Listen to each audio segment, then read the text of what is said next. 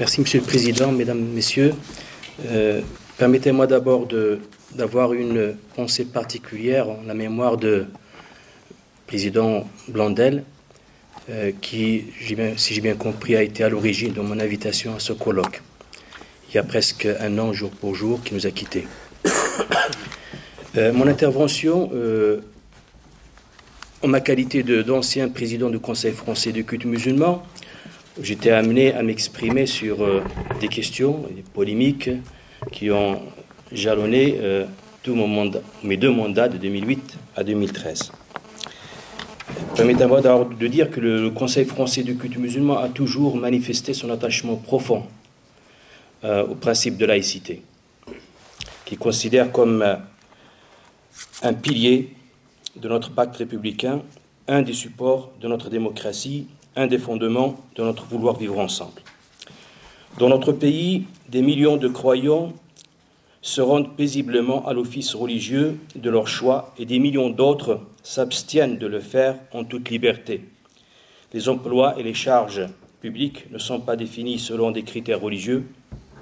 La réussite de la laïcité, si on cesse de la menacer, de l'instrumentaliser, de la dévoyer, et que cela nous semble normal alors que cette double réalité est récente au regard de l'histoire. Dès 1905, la discussion autour de la rédaction de l'article 4 de la loi de 1905, consacrée à l'organisation des églises, a donné l'occasion à Aristide Briand, rapporteur de la loi, d'en préciser la philosophie et les objectifs en la qualifiant d'état de fait la pluralité religieuse de la société française et le devoir premier du législateur de ne rien faire qui soit contraire au respect de cette pluralité. Jaurès dira, comme l'a rappelé tout à l'heure le professeur Jean Bobéroux, dira dans un compte rendu à ses électeurs, la loi que la Chambre a votée laisse la liberté à tous les cultes, la liberté de conscience sera garantie, complète, absolue.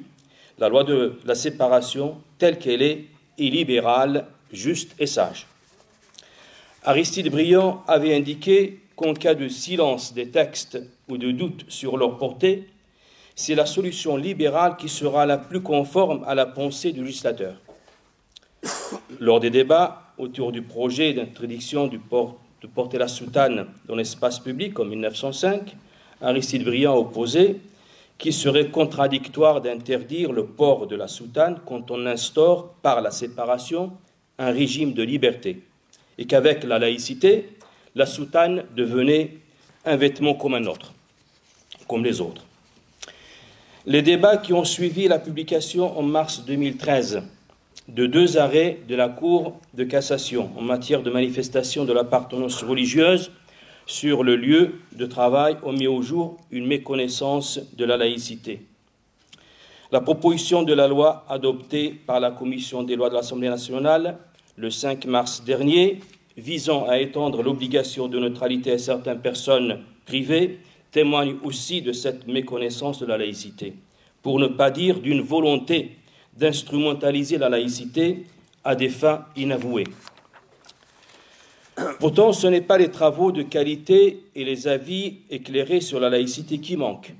Toutes les instances consultatives de notre pays en produisent régulièrement et mettent en garde contre l'instrumentalisation de la laïcité.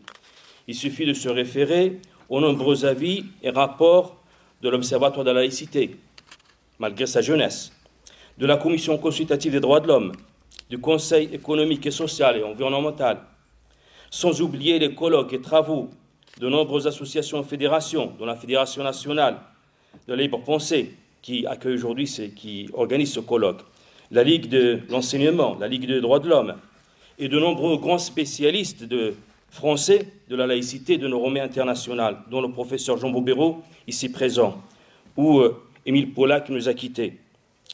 Mon intervention aujourd'hui ne fait que reprendre quelques éléments de ces travaux et avis.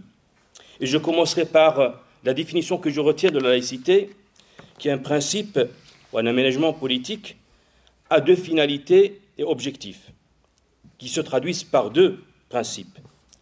Principe de la liberté, garantir à tous la liberté de conscience, impliquant la liberté de religion, mais aussi la liberté de ne pas croire et la liberté d'exprimer ses convictions religieuses ou non religieuses dans le respect des lois. Deuxième principe, l'égalité. Assurer l'égalité de tous les citoyens devant la loi, quelle que soit leur appartenance religieuse ou non religieuse, donc la non-discrimination pour des raisons liées à la religion. Pour concrétiser ces deux finalités et ces deux objectifs, l'État déploie deux moyens traduits par deux principes. La séparation de la religion et de l'État. Les religions ne cherchent pas à dicter leurs propres normes à l'État qui n'intervient pas dans les affaires internes des religions, sauf pour sauvegarder les deux finalités que je viens de rappeler. La neutralité de l'État, deuxième principe. Cela ne signifie pas que l'État méconnaît les religions, mais qu'il joue un rôle d'arbitre impartial, veillant au respect par tous de la liberté de conscience et de l'égalité des droits. Cette distinction entre les objectifs et les finalités et les moyens me paraît important et je renvoie sur l'excellent ouvrage de Jean Boburo et Micheline Millot sur laïcité sans frontières, qui retrace en fait ces deux principes avec une discussion assez détaillée sur les sortes de séparation, de neutralité appliquées dans chacun des pays comme étant moyen d'assurer les deux principes, l'égalité et la liberté.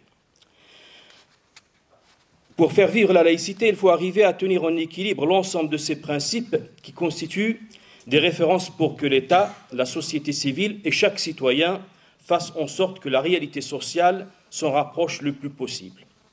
Le régime juridique de la laïcité visant à maintenir cet équilibre est à la fois éparse, car dispersé dans de nombreuses sources juridiques et diverses, car la laïcité ne s'applique pas de la même manière sur l'ensemble des territoires de la République. Dans ce corpus juridique éclaté, le rôle du juge a été fondamental. C'est principalement de la jurisprudence que se sont dégagées les règles juridiques applicables à partir des dispositions constitutionnelles, législatives ou réglementaires, mais aussi à partir des conventions et traités internationaux. Le développement d'une abondante jurisprudence, celle du Conseil constitutionnel, Conseil d'État, Cour de cassation, Cour européenne des droits de l'homme, montre combien l'application du principe de laïcité touche tous les domaines de la vie sociale et combien les réponses doivent s'adapter à des réalités diverses. C'est ainsi que fait en préambule la Commission consultative des droits de l'homme son avis sur la laïcité rendu le 26 septembre 2013. Sur le principe de la séparation, la loi de 1905, dans son article 2, après avoir posé le principe que la République ne reconnaît, ne salarie, ne subventionne aucun culte, indique dans le même article « pourront toutefois être inscrites au dit budget les dépenses relatives à des services d'aumônerie et destinées à assurer le libre exercice du culte dans les établissements publics tels que lycées, collèges, écoles, hospices, asiles et prisons. » La liste a été étendue ensuite à l'armée. Le principe de non-subventionnement se trouve donc limité par le principe de libre exercice. En d'autres termes, la finalité et l'objectif prennent le dessus sur le moyen, qui est la neutralité ou la séparation. Quand la Chambre a débattu en 1905 de la mise à disposition de lieux de culte, églises, temples, synagogues, édifices publics, aux associations cultuelles, des députés estimaient que seul le paiement d'un loyer serait conforme au principe de non-subventionnement. La majorité de l'Assemblée ne les a pas suivis à voter la gratuité de cette mise à disposition, dans l'article 13 de la loi 1905. Il est à noter que le vote unanime par les députés de la subvention de 500 000 francs, dont la décision unanime et également la décision unanime par le Conseil municipal de Paris de faire donation perpétuelle et gratuite des terrains nécessaires à la construction de la Grande Mosquée de Paris, n'ont soulevé aucun problème de compatibilité avec l'article 2 de la loi de 1905. L'historien Reynard nota que ce financement fut donc voté en toute conscience malgré la loi de 1905 sur la séparation des Églises et de l'État. On parla surtout de la reconnaissance de la France pour l'indéfectible loyauté de ses fils musulmans. Par 5 décisions du 19 juillet 2011, le Conseil d'État a apporté d'importantes précisions sur la façon dont il convient d'interpréter la loi du 9 décembre 1905 concernant la séparation des Églises et de l'État. Les 5 affaires que le Conseil d'État a tranchées correspondaient à une réelle diversité de situations. Elles ne concernaient pas toutes le même culte ni le même type d'opération. 4 d'entre elles présentaient toutefois un point commun, dont chacune d'elles était contestée des décisions de collectivités territoriales qui, poursuivant un intérêt public local, avaient soutenu un projet intéressant, d'une manière ou d'une autre, un culte. Dans la 5e affaire, le législateur a permis aux collectivités territoriales de conclure un bail en vue de faciliter la réalisation d'un édifice destiné à un culte et de mettre à disposition un terrain leur appartenant en contrepartie d'une redevance modique et de l'intégration au terme de bail de l'édifice dans leur patrimoine. Ce faisant, le législateur, après avoir rappelé que les associations cultuelles ne peuvent recevoir des subventions de l'État, des départements et de communes, a indiqué que les baux emphytéotiques conclus pour un coût symbolique pour la construction d'édifices affectés au culte ne sont pas considérés comme des subventions. Cette décision du Conseil d'État vient réaffirmer et renforcer la pratique libérale de la loi de séparation concernant les baux emphytéotiques introduits dès les années 1930. D'ailleurs, à l'époque, le préfet avait dit les instructions alors données à cette époque par le ministre de l'Intérieur sur les directives du président du Conseil au préfet de la Seine ont été de ne pas faire opposition aux délibérations d'approbation, les baux prises par les conseils municipaux soucieux de permettre l'exercice de culte dans les agglomérations nouvelles. Il est important de souligner que les baux emphytéotiques de l'époque n'ont pas soulevé de contestation particulière. Il a fallu que le culte musulman en fasse usage pour qu'on voit fleurir des procès contre des municipalités, contre des collectivités, pour l'avoir accordé pour des mosquées.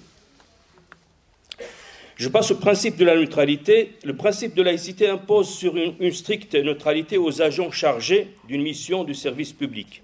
L'État doit agir dans le respect de la laïcité pour garantir aux citoyens de convictions différentes d'être traités à égalité. Lorsque le service public est directement géré et pris en charge par des personnes détenteurs de la puissance publique, l'exigence de neutralité à ces personnes ne semble pas poser de difficultés particulières.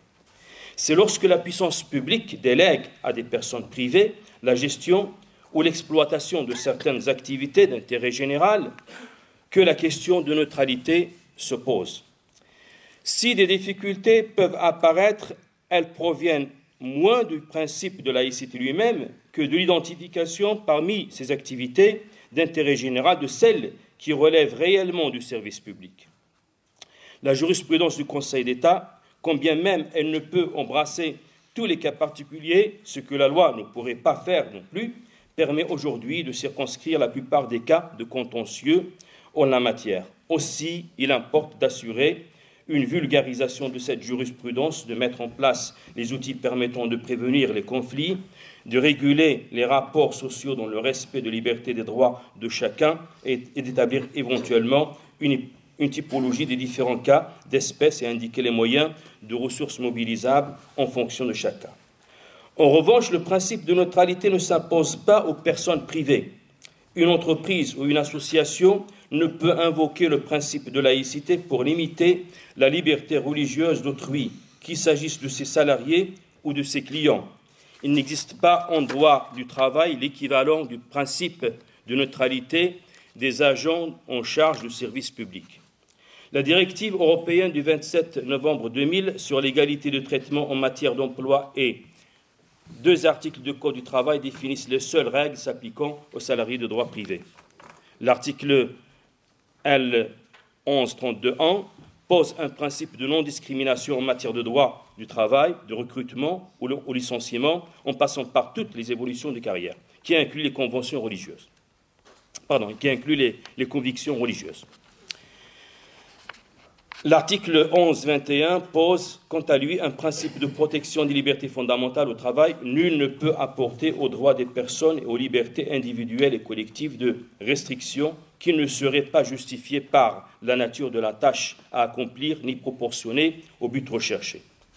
La jurisprudence fournit des exemples de motifs dans lesquels les limites peuvent être apportées à la liberté de conscience et de pratique religieuse, notamment le prosélytisme actif, l'hygiène et la sécurité, un comportement ou une conviction susceptible de porter atteinte à l'intérêt de l'entreprise ou à son activité. Seule exception autorisée à ces exigences, les entreprises dites de tendance, qui sont des entreprises dans lesquelles une idéologie, une morale, une philosophie ou une politique est expressément prônée. Autrement dit, l'objet essentiel de l'activité de ces entreprises est la défense et la promotion d'une doctrine ou d'une éthique. Il est admis que dans de telles entreprises, établissements d'enseignement religieux, associations de partis politiques, organisations syndicales, etc., l'employeur soit en mesure d'exiger du salarié une adhésion aux valeurs véhiculées par l'entreprise, ce qui peut justifier une restriction de sa liberté de conscience. Mais là encore, l'employeur doit être en mesure de démontrer l'existence d'un trouble objectif et caractérisé. La limite posée doit être justifiée par la nature de la tâche à accomplir et proportionnelle au but poursuivi. En tout cas, en tout état de cause, l'interdiction ne peut être ni générale ni absolue. L'appréciation de la situation doit être faite in concreto et les modalités de cette restriction doivent pouvoir être discutées avec les intéressés au cas par cas. Il appartient à l'employeur de justifier la nécessité et la proportionnalité de sa décision au regard des tâches concrètes de chaque salarié et du contexte de leurs exécutions, afin de démontrer que sa décision est nécessaire et proportionnée et qu'elle repose sur des éléments objectifs étrangers à toute discrimination. Ainsi, un règlement intérieur qui prévoit une interdiction générale et absolue du port d'un signe religieux à tous ses salariés, quelles que soient les fonctions exercées, peut paraître disproportionné et de ce fait discriminatoire et donc puni par le Code du travail. Il y a en la matière une jurisprudence constante du Conseil d'État. On peut notamment se référer aux arrêts de 1848, 1950, 2000, etc.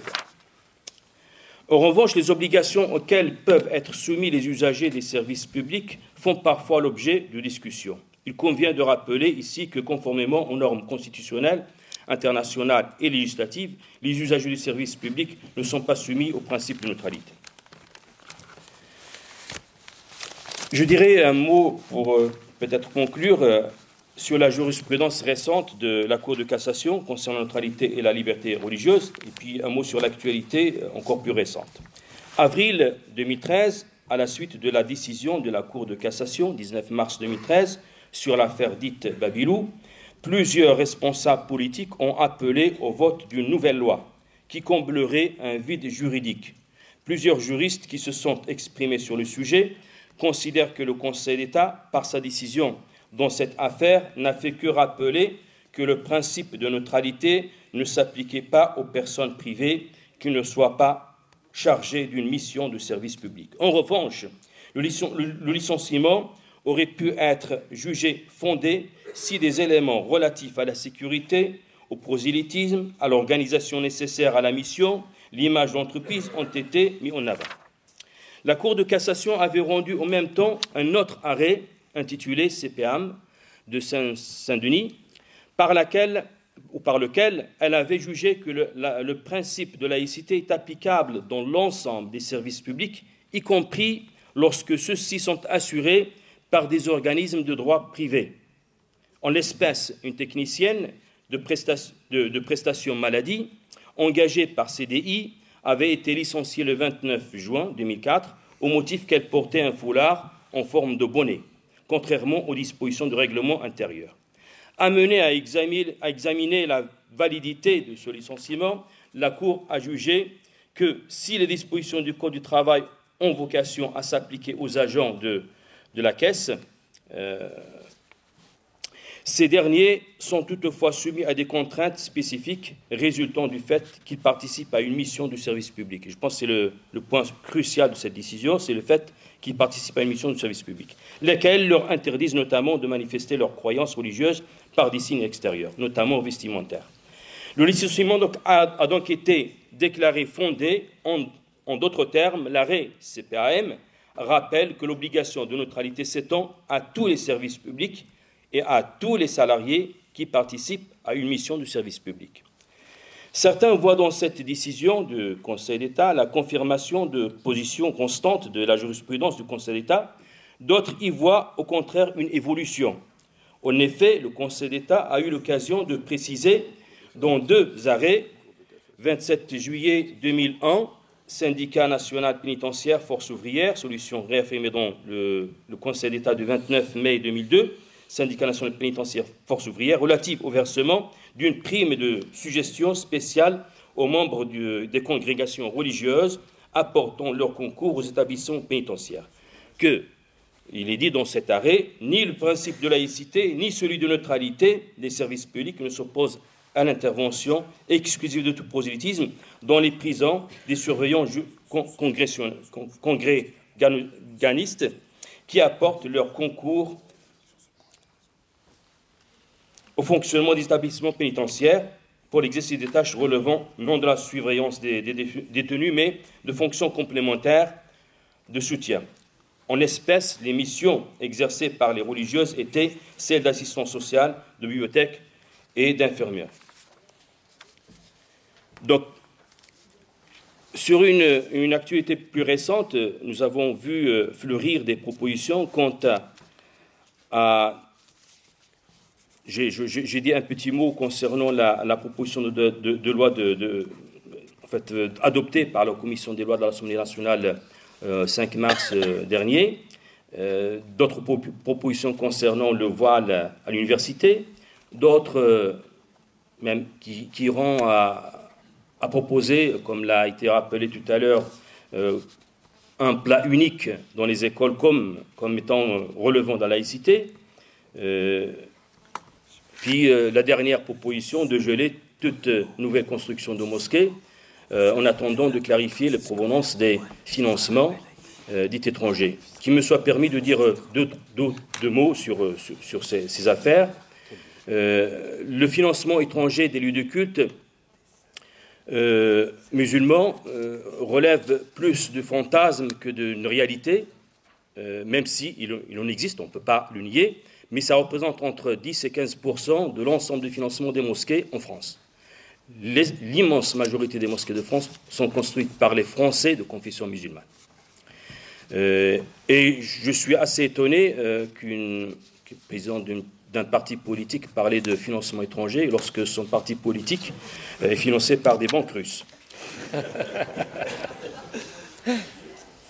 Pour conclure, je ne sous-estime pas la compréhension, voire le rejet que peuvent susciter certaines pratiques, qui relèvent parfois de dérives sectaires, au demeurant marginales.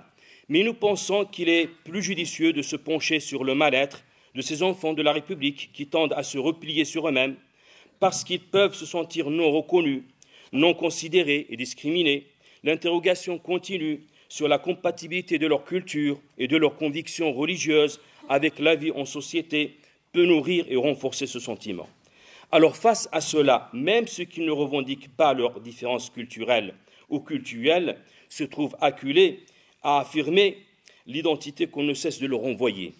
Le résultat est que, parallèlement à la montée d'une certaine expression religieuse radicale et des dérives sectaires, différentes formes de racisme et d'islamophobie se sont développées et banalisées. En somme, plutôt que de dénoncer les racines sociales et politiques de certains phénomènes réels, le débat s'est focalisé sur leurs origines prétendument culturelles et religieuses. L'islam a été sorti de sa sphère spirituelle pour devenir un sujet politique. Dès lors, les nombreux amalgames ont attisé des peurs souvent irrationnelles de tout ce qui est musulman. À regarder ce qui peut fonder ou donner existence à une communauté, peut-on objectivement parler de communautarisme musulman, alors que les musulmans de France ne disposent d'aucun média audio ou télévisuel confessionnel, de très peu d'établissements scolaires confessionnels ou d'instituts de formation de cadres religieux dignes de ce nom, de systèmes de contrôle d'aliments halal, etc. Deuxième confession de France, dit-on, depuis près de 2 siècles, la religion musulmane n'a jamais composé une identité monolithique. Ce manque d'organisation va d'ailleurs totalement à l'encontre du fantasme de domination. Finalement, accuser les musulmans de dérive communautaire parce qu'au nom d'une lecture radicale de l'islam, une extrême minorité d'individus manifeste une pratique qui heurte, ne peut être justifié si une démarche de connaissance loin des catégorisations basées sur des préjugés est adoptée.